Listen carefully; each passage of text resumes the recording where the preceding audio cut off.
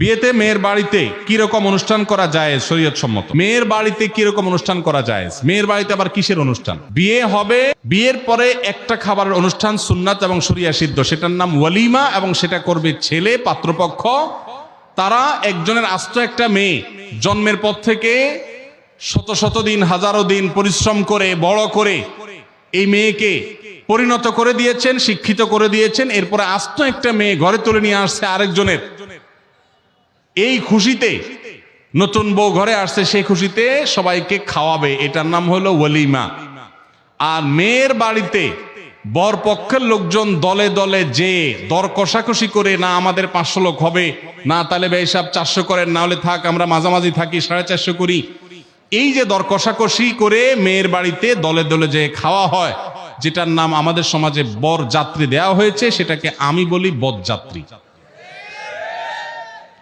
যারা বিয়ে করেন নাই, বাপের বেটা মায়ের বেটা হয়ে থাকলে নিয়ত করেন যে আমার বিয়েতে কোনো বরযাত্রী যাবে না।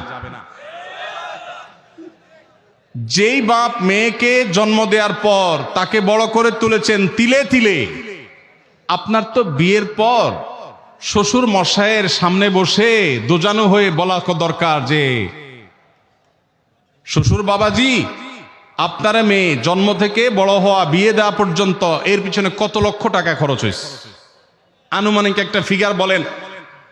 আমি গরিবের ভূত, একসাথে না হইলেও কিস্তিতে হলেও দিয়া শেষ করার চেষ্টা করব, এটা বলা উচিত শ্বশুররে। সেটা না করে উল্টা ছোট লোকের মতো 200-300 লোক নিয়ে তার বাসায় গিয়ে খান, লজ্জা হয় না?